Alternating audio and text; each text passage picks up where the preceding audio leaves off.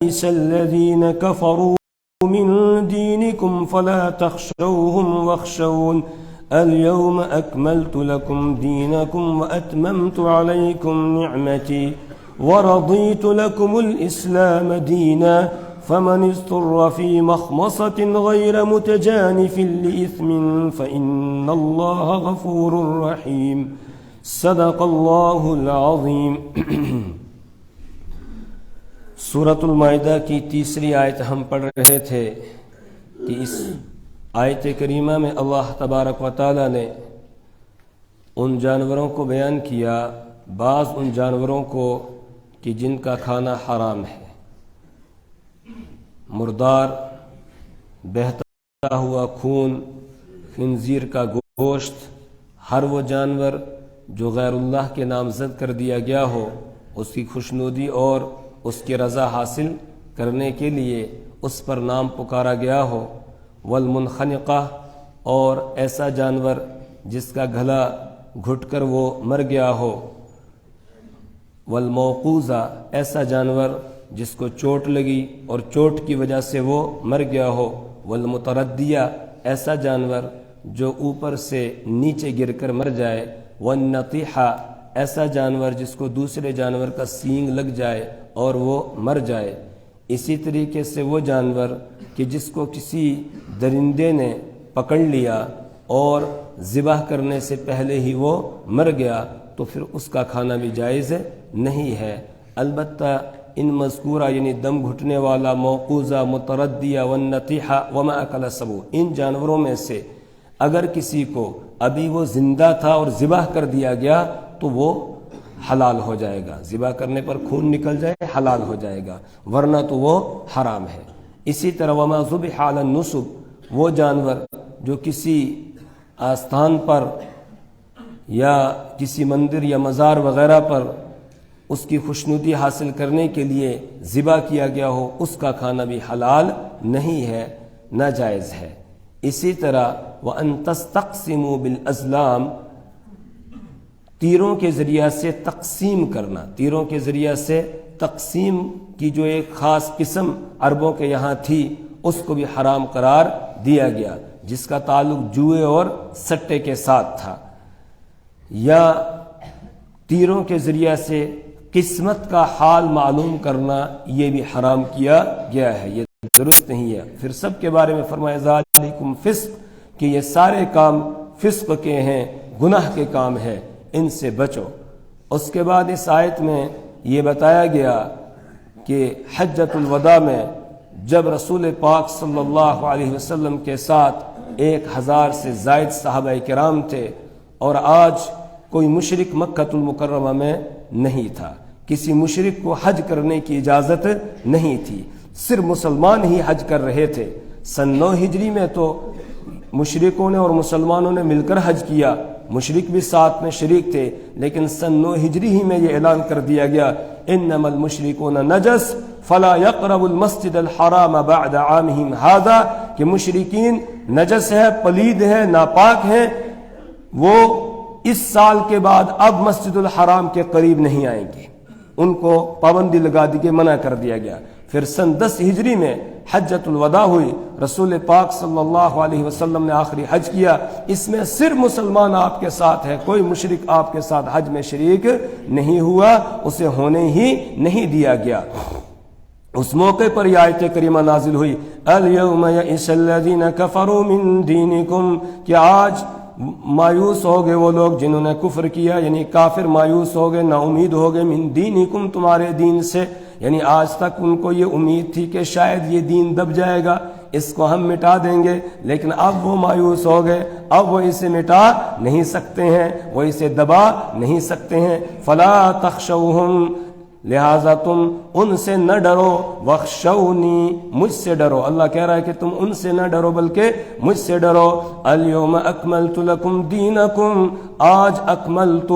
مکمل کر دیا میں نے، لکم، تمہارے لیے، دینکم، تمہارا دین مکمل کر دیا. یعنی جو دین کی غرض تھی، جو اس کا مقصد تھا، وہ آج مکمل ہو گیا. اب دین کامل ہو گیا، مکمل ہو گیا۔ اس کا یہ مطلب نہیں کہ پہلے انبیاء کو جو دین دیا گیا تھا وہ ناقص تھا، نہیں، ان کو بھی ان کے وقت کے اعتبار سے جو دین دیا گیا تھا، جو شریعت دی گئی تھی، وہ ان کے لیے مکمل تھی، لیکن یہ آخری شریعت ہے جو پوری دنیا کے انسانوں بلکہ جنات سب کے لیے ہے، اور اس کے بارے میں اعلان کیا جا رہا ہے کہ آج تمہارا دین تمہارے لیے میں نے مکمل کر دیا۔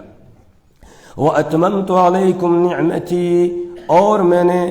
تم پر اپنی نعمت کو مکمل کر دیا، اپنی نعمت کا اتمام کر دیا، اپنی نعمت کی میں نے تکمیل کر دی تم پر۔ وَرَضِيتُ لَكُمُ الْإِسْلَامَ دِينًا، وَرَضِيتُ لَكُمُ الْإِسْلَامَ دِينًا، اور میں نے پسند کر لیا تمہارے لیے اسلام کو دین، یعنی اب اسلام ہی دین ہے اور کوئی دین چلنے والا نہیں ہے۔ اور میں نے اپنی نعمت کو تم پر نعمت کا اتمام کیا، نعمت کو مکمل کیا۔ اس کا مطلب یہ ہے کہ اب ایک تمہیں زندگی گزارنے کا ضابطہ اور قانون دے دیا گیا، اب مزید کسی اور چیز کی تمہیں ضرورت نہیں ہے، اب کسی سے کوئی بھی چیز تمہیں ادھار لینے کی ضرورت نہیں ہے، عاریت پر لینے کی ضرورت نہیں ہے، ایک کامل اور مکمل دین تمہیں دے دیا گیا ہے جس میں نہ کمی کی جائے گی اور نہ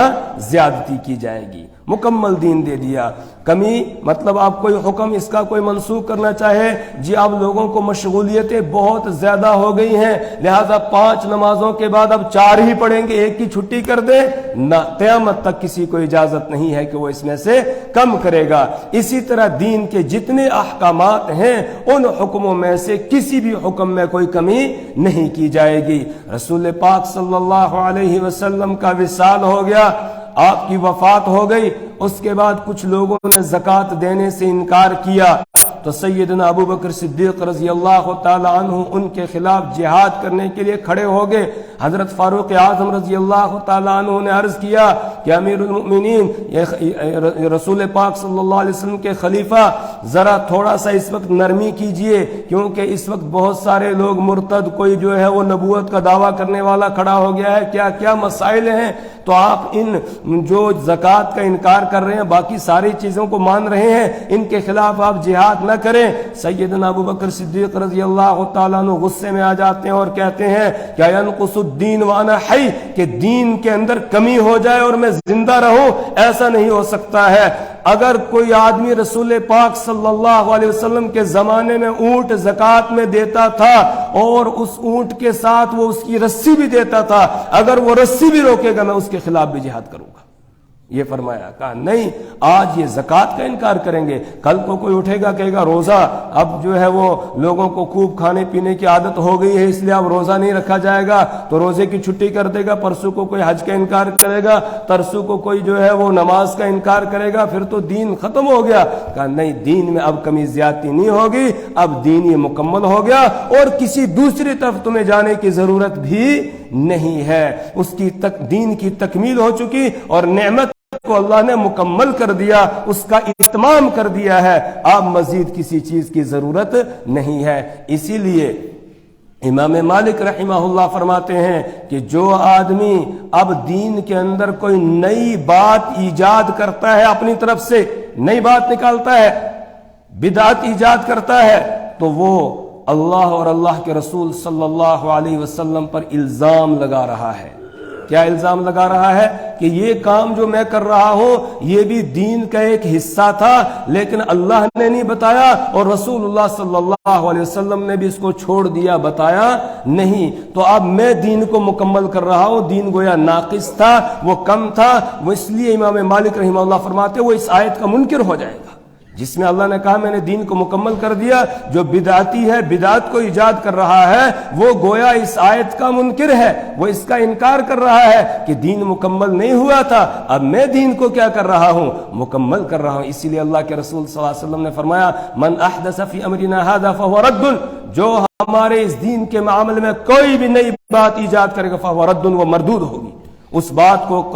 قبول نہیں کیا جائے گا، پھر تو دین کا نقشہ ہی کیا ہوگا، بگڑ جائے گا۔ یہودیوں نے جیسے اپنے دین کا نقشہ بگاڑ دیا تھا، عیسائیوں نے اپنے دین کا نقشہ بگاڑ دیا تھا، پھر تو اس دین کا نقشہ بھی بگاڑ دیا جائے گا۔ ہاں بہت سارے لوگ ہوں گے اس طرح کے پیدا، ان کی پیشن گوئی بھی رسول پاک صلی اللہ علیہ وسلم نے کی، جو دین میں اپنی طرف سے کچھ باتیں جو ہیں وہ ایجاد کریں گے، لیکن اللہ کے رسول صلی اللہ علیہ وسلم نے فرمایا ایک جماعت قیامت تک جو ہے وہ حق پر قائم رہے گی، اور جو لوگ دین میں نئی نئی باتیں ایجاد کریں گے، لائیں گے، وہ ان کی تردید کریں گے، اور صاف اور شفاف دین جو ہے وہ لوگوں کے سامنے پیش کریں گے۔ اللہ ہمیں اسی جماعت میں سے بنائے، اللہ ہماری نسلوں کو اسی جماعت کے ساتھ جوڑے رکھے کہ جو بدعات سے، خرافات سے دور رہنے والی ہے، اور جو ان کی تردید کرنے والی اور حق پر قائم رہنے والی جماعت ہے، اللہ اسی میں ہمیں شامل رکھے، ہماری نسلوں کو بھی اللہ اسی میں شامل رکھے۔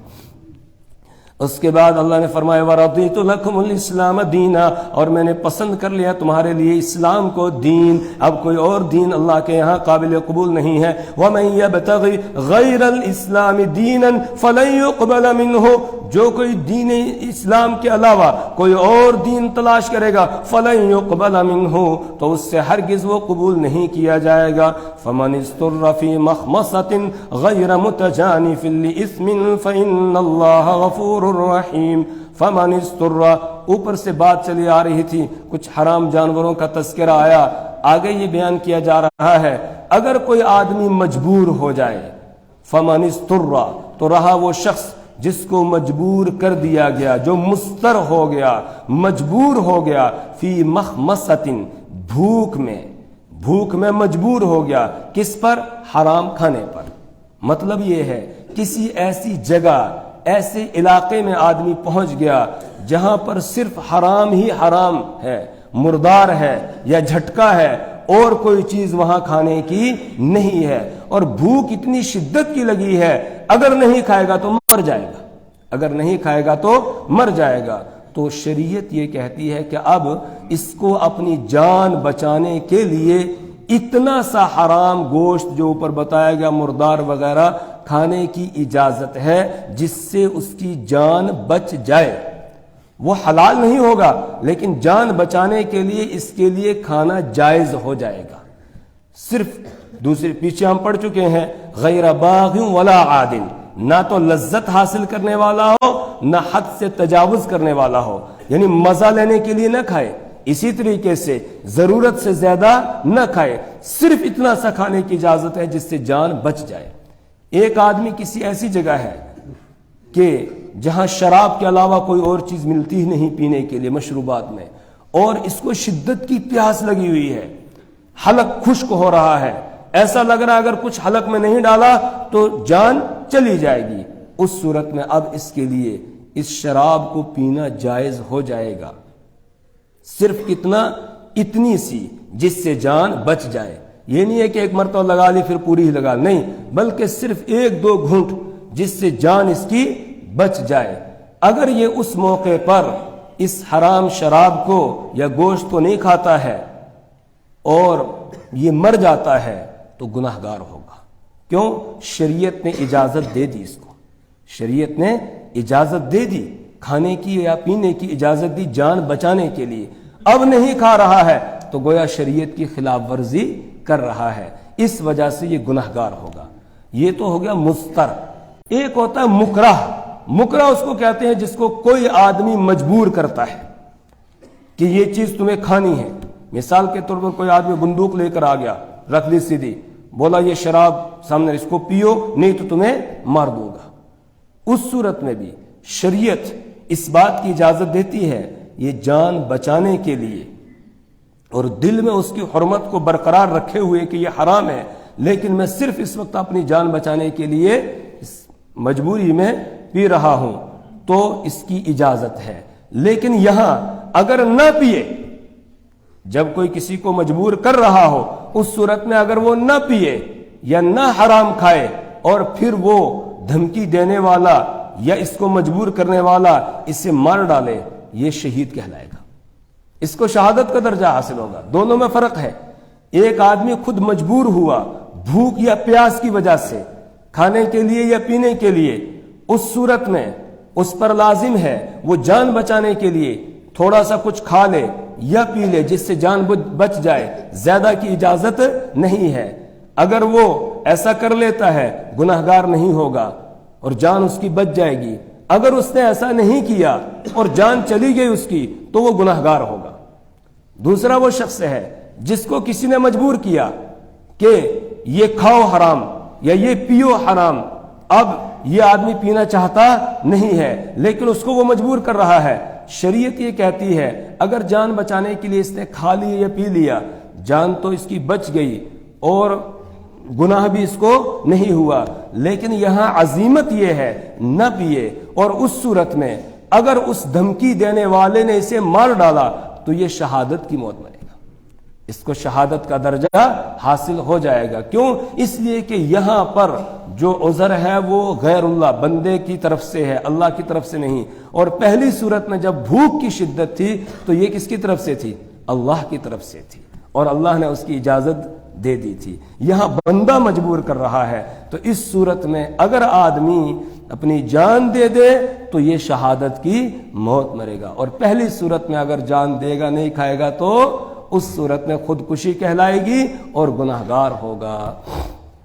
فَمَنِ اسْتُرَّ فِي مَخْمَصَةٍ غَيْرَ مُتَجَانِفٍ لِإِثْمٍ، تو وہ شخص جس کو مجبور کر دیا گیا ہو، جو مجبور ہو گیا ہو، فی مخمصۃ بھوک میں، غیر متجانف لإثم، اس حال میں کہ وہ گناہ کی طرف مائل ہونے والا نہ ہو، غیر متجانف لإثم، اس حال میں کہ وہ گناہ کی طرف مائل ہونے والا نہیں، مطلب یعنی نہ تو بغیر ضرورت کے کھانے والا ہو اور نہ ضرورت سے زائد کھانے والا ہو۔ اگر بغیر ضرورت کے کھائے گا تو حرام کھانے والا ہوگا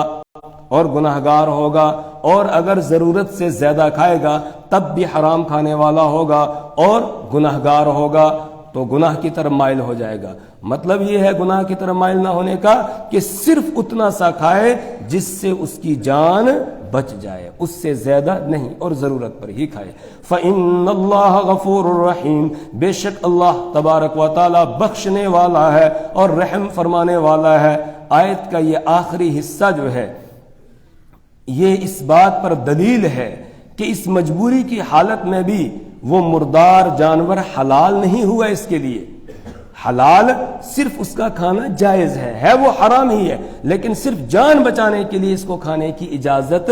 دے دی گئی ہے۔ اس لیے کہا غفور، اللہ کیا ہے؟ معاف کرنے والا ہے۔ اس مجبوری میں جب تم نے کھا لیا تو اللہ نے تمہیں اس پر کیا کر دیا؟ معاف کر دیا، اور جو اس مجبوری میں کھانے کی اجازت دی یہ اس کی مہربانی ہے، اس لیے رحیم کہا۔ فَإِنَّ اللَّهَ غَفُورٌ رَحِيمٌ، بے شک اللہ تعالیٰ بخشنے والا اور رحم فرمانے والا ہے۔ اس سے آگے اب شکار کے مسائل آ رہے ہیں، جو ہم شکار کرتے ہیں جانور کو، اس میں تفصیل ہے، اس لیے کل ہی شروع کریں گے انشاءاللہ۔ اللہ تعالی ہمیں اپنی کتاب کی سمجھ اور فہم عطا فرمائے، اللہ ہمیں اعمال صالحہ کی توفیق عطا فرمائے، برے اعمال سے اللہ ہماری نسلوں کی اللہ حفاظت فرمائے۔ سبحان اللہ و بحمدہ، سبحانک